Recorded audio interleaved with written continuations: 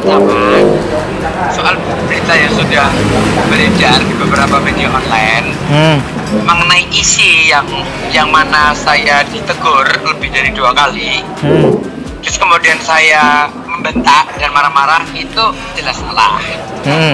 Karena sejatinya saya ini yang bahkan bisa dibilang aku ini paling suka sama pramugari itu di maskapai manapun gitu loh. Dan kan membantah yang ada, saya pasti merayu yang ada gitu loh. Nah, itu harus diklarifikasi. Jadi tidak ada kata membantah atau kata yang marah-marahin, tidak ada. Bahkan bisa dicek langsung ke pramugari yang bersangkutan atau pramugara. Karena mereka awak kabin justru malah bersifat sangat netral dan sangat sopan. Jadi ini pramugari sama pramugara ini baik banget, saya apresiasi. Jadi tidak ada itu marah-marahan antara saya dengan awak kabin. Yang ada memang terjadi kesalahpahaman antara Bapak Nawawi sama saya. Jadi ini personal antara penumpang dengan penumpang gitu loh. Kebetulan memang persoalan telepon itu.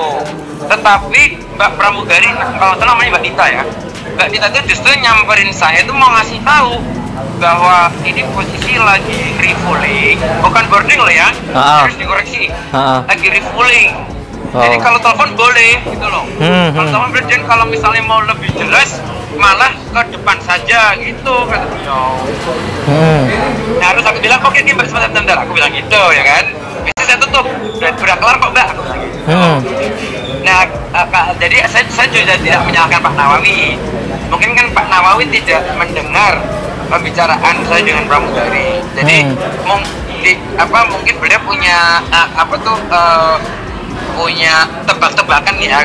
Kalau saya dengan pramugari itu lagi ayal-ayalan, padahal justru malah pramugari itu menyarankan untuk telepon di depan lebih jelas suaranya karena lagi refueling gitu.